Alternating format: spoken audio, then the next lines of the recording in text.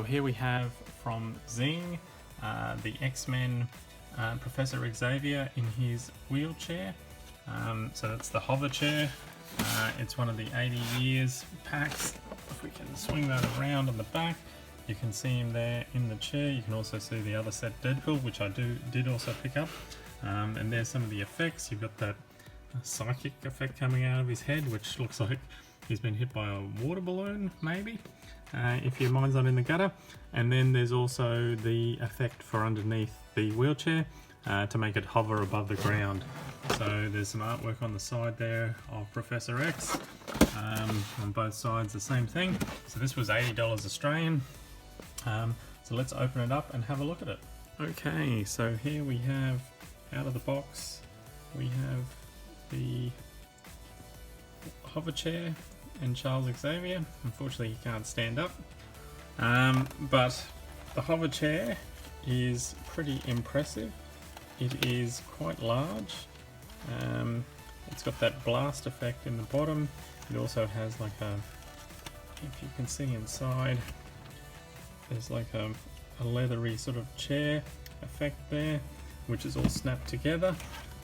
It's very solid when it's put together, and it does look like the old cartoon one. He also comes with this head for the Shadow King, which has glasses which are separate. So they just took over the ears.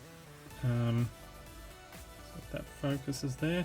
I think you can actually put this head then on the Kingpin body, and you can create the look of the Shadow King where he's wearing the white suit. So that is the Shadow King's head. That will go in my bag of tricks. And so then we get Professor Xavier. So again, standard sort of figure. He's got a little bit of a black spot, oh there we go, off his head. So he's got the eyebrows happening, which is what you expect for Charles. He's got the hand posed in the "Come to me, my X-Men." It's interesting, the tie is a sort of a very flexible material that sort of hangs there, which is pretty cool. It's not just molded on. The jacket is just a rubber piece over the top of the body and not the arms. And then the legs, as I said, are fully functioning. He is a bit hard to stand up, but that's not a problem because he's never going to be standing up. But he's got all the standard sort of articulation for a Marvel Legends figure.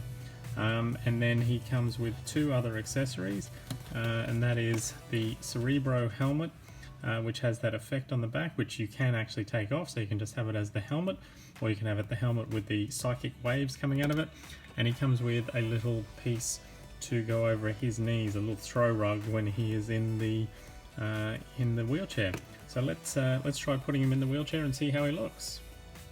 So here is Charles in the wheelchair. So he just sits in there, and then the rubber piece there that is the blanket sort of holds him in place, stops him from sliding around in the chair. I really like the pose of the hand. So he's got the using his mental powers to call the X-Men, and then also has a hand sort of as if he is using mental powers or psychic powers on someone. But yeah, he looks really good in the wheelchair. So it just hovers there, and then what we'll do is we'll try putting on the helmet. So I'm assuming that will just, not that easy to do with one hand. I might just have to, I'll just put this back in the rocker for a second, and we'll see if we can get that properly on his head. There we go. So there, it's all falling apart. So there we have him with Cerebro on. I don't think I would ever pose him either with Cerebro with the effect or without. I think he looks pretty good just rocking it in the wheelchair. I don't think I'll have much use for the spare head, but it is always good to have, so I'll put that with all the spares. But yeah, that is Professor X. One other little feature of the wheelchair is that it has these sliding panels that reveal his controls. So there's a little tracker ball and a keyboard and a monitor. and those just slide in. There is also a little bit of detail in the side, but other than that I don't think there's anything else. So they just slide in like that, so he can look like a mild-mannered, old, bald person in a floating wheelchair, and then he can, you know, call his X-Men up if the old brain phone isn't working. My next purchase from while I was away was again from Zing. So Zing is an offshoot of EB Games here in Australia, and basically then I have got the Deadpool core. So this is another 80th anniversary set with Deadpool, Dogpool and Squirrelpool on the red moped, and it also comes with an exclusive bob head for your Hydra agent. So on the side you can see some artwork there with all the main characters riding the little bike, and then the back we have them all sitting on the bike. It shows the other set, which is Xavier, which I've got, and then some photos of Dogpool and Squirrelpool. So we're going to open this up and have a look at what's inside. Okay, so here's Deadpool out of the box. So you can see he comes with the Hydra Bob head, he comes with the swords and sheaths, he comes with the really nice little scooter moped. It's a thing of beauty. And then it comes with Dogpool, who's in a set pose, it comes with Squirrelpool, and it comes with Deadpool. So let's have a closer look. Okay, so starting off with this scooter, so it has a little kickstand here. So it's in a sort of a pearl silver. It's got rubber wheels, both of them spin. The front can steer left and right just slightly. You have to add on the little rear vision mirrors and the little horn. It's got the Deadpool logo in the front there. It's in red. It's sort of a red slight metallic, but it has a seat. It's got a couple of little connection points there for obviously your figures, and then it has the tail light and the exhaust, and you can, when you put the stand up, it actually stands there quite nicely, and it looks really nice. It's a pretty amazing little inclusion. Hydra Bob is just a very basic Hydra head, but it's just with a bit of a cheesy grin, so you can swap that out on one of your Hydra figures, and then you can have his sidekick, Hydra Bob. The swords obviously are gold, they come in the sheath. I don't know if I've got them in the right way. Oh yeah. They were a little bent out of the box, and they are the ones that come through and pop out the end, and it looks like there's plugs on the back to plug them in to Deadpool, so we'll have a look at that shortly. Next up we have Dogpool. So he's got the helmet on. So he is articulated, so he's in a sort of a sitting up pose, obviously to be sitting on the back of the bike behind Deadpool, but he does articulate. He's got a waist twist there, so you can twist him around. His hands are in a permanent sort of pose, but you can sort of do that, but he looks pretty stupid doing that, so all you can do is that. And then his head also does turn, so you can turn it around. You can see he's wearing the little helmet, and he has his mask on. It is a nice little mold in those Deadpool colours. He's got the ears coming out of the helmet, and he has a hole on his back, and that's for Squirrelpool to fit into. So we'll sit him to one side, and then Squirrelpool here is, as you can see, he has that big dirty sort of peg in the middle of him, unfortunately. He does have little cross swords on the back, which looks cool. He's a fairly solid sort of figure. I don't think he articulates at all. I don't think his head will move. I'll just see if I can. Oh, yep. The head does twist. So you can twist the head and make him look different directions. We can focus in on little Squirrelpool there. But he should fit in the back of Dogpool, I'm assuming. So the two of them can then be sitting like that. and then obviously the goal would be to have them on the back of the bike behind Deadpool. So let's have a quick look at Deadpool. Just trying to get Dogpool to sit up. He's a bit lopsided when he has Squirrel on the back. So the Deadpool figure here is pretty much a standard sort of Deadpool. He comes with the over-the-shoulder holster with the red sort of feature at the front. He's got the pouches on the belt. He has the knife, which is, I think, oh no, it does come out. Yep. So the knife does come out of the boot. I don't think this is a new Deadpool. It might be some new colouring. So he's got the belt buckles. He's got the pinky out for the swords. He has the sort of pearlescent white on the eyes, which looks quite nice. So he's got the standard sort of Marvel Legends rotation. You know, he can look up, he can look down. Well, he can look down a lot, which is cool. He can turn left and right. This thing does ride up a bit, unfortunately. You just got to pull it down. He does have, you know, a butterfly, but the problem is he can't sort of move too much because of the actual piece on here. But he has all the other standard articulation. And what I'll do now is pose him on his bike, and with his swords, they, okay, looks like they clip in. Let's have a look. So there and there. So they just pop into the back. So you have the standard sort of Deadpool look. So let's pose him on his bike. So there we have Squirrelpool, Dogpool, and Deadpool on the scooter.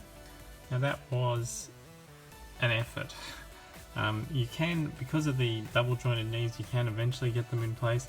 You'll see that the foot on this side is not on the actual peg. I don't know if both of them can be on the peg. The other one is on the peg. You need to start with the hands on the handlebars, and once they're on, you sort of got to just work it around.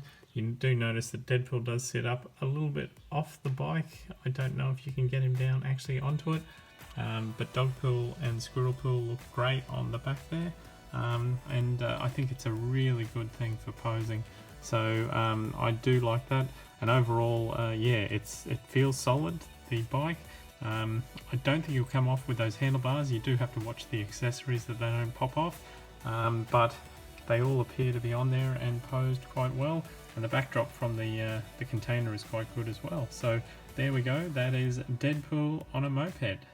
Another purchase from Zing while I was down in Brisbane recently was this 80-year anniversary set with Wolverine and Hulk. So they're in their first appearance. So it's the old school Wolverine with the little whiskers and very little sort of side black bars coming off the top of his helmet, and then the Hulk with the ripped shirt. And you probably need to get the Wendigo series as well to finish off the trifecta, because obviously that's the recreate the cover from I think it was Incredible Hulk 151 maybe, but the cover with Wolverine and the Wendigo on it. So interestingly, it's $140 Australian.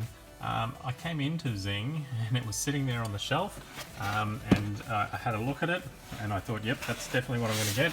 I had a quick sort of run around the rest of the shop, and it doesn't take long, the stores aren't super huge. And so probably 5 minutes of just having a look at a few other things with my brother and my niece, and then we came back to the front and it was gone.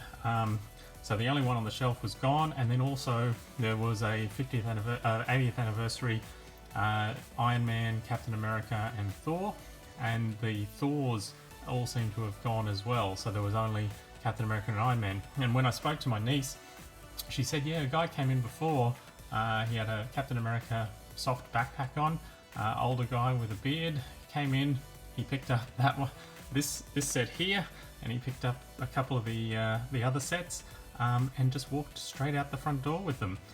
So we told the lady running the store, and she said, yep, it happens all the time, they don't have cameras, and that's why they only put out one or two at a time, because of the price obviously here in Australia.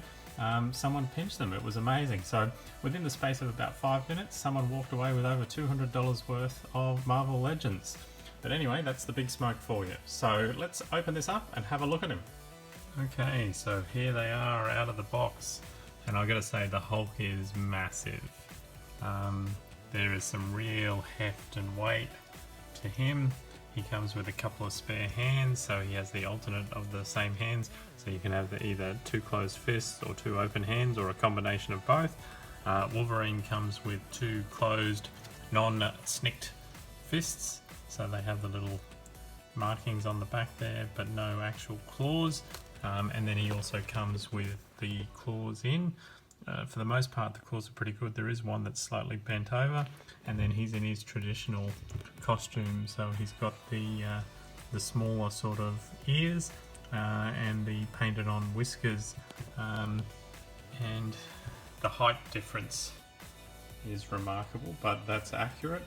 And then the shirt here is just a sort of a very loose rubbery piece that just sort of sits over the top of the Hulk, so it looks like he's got the torn shirt on. So let's have a quick closer look at those figures. Okay, so first up, Wolverine. So as I said, he's got a really nice facial sculpt. He's got that you can see the blue eyes. He's got a really nice snarl. There's a little bit of gums there. The lines are really clean on the whiskers. He's got the short little ears. He's got the tiger stripe on the yellow. As I said, there's just that one middle claw that's slightly bent, but it looks like I might be able to bend that back in place. Oh, yep, it just adjusts down there. So that one's a bit loose, that claw, and that one still a bit bent. So anyway, oh there, that's better.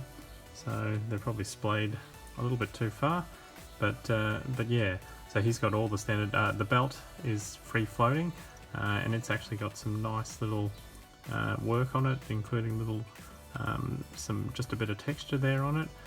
He's got the boots with the small wings on them, and overall it's just that classic traditional first appearance costume, which is from obviously issue 181, not 151 as I said earlier on in the video.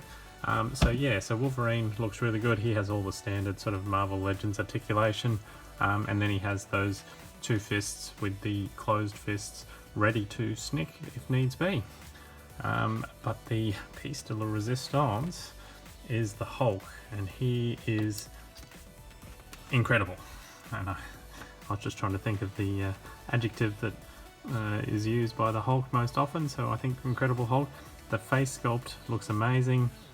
There's a wash in the hair, so there's dark green, light green sort of shading. The eyebrows, the snarl, the green, dark green sort of gums. It's just the perfect Hulk head. The weight, like this thing is heavy. This is like much heavier than any sort of builder figure you would get, and just looks spectacular. There's a dry brush, so there's some light green and some dark green to really give effect to the musculature on the chest and the veins in the arms. It's a sort of a wash. The pants are just a standard sort of purple, but they are sort of sculpted up.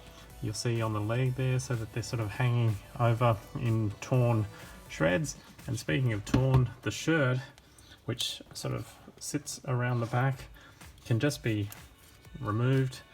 So it's basically just a very rubbery piece for the effect. So he has all the standard articulation. He does have the joints, so he can go back into that sort of that pose. He's got, yeah, well, he's got some movement in the chest. He can, you know, he's basically got all the, well, what's amazing is he stands so well. So you can get a lot of range of movement out of him. He does look, yeah, as I said, he really looks amazing, and the background helps as well. These little backgrounds that come in these boxes are really nice, especially for taking photos, so you can just put that on. I do like him with the tattered remnants of the shirt. It looks like he's just popped up into the Hulk, and yeah, he is an amazing looking figure. and I really want to get all the other Hulk variants based on this, but I don't know how much luck we'll have here in Australia. But yeah, I can't complain about this. He looks amazing all the way down to his toes. So the whole figure just looks really incredible. And you know, it's got the tears there in the purple pants, and it does look like the Hulk as he appeared in that original meeting with Wolverine with the Wendigo. So I just got to get the Wendigo wave now so I can recreate the cover.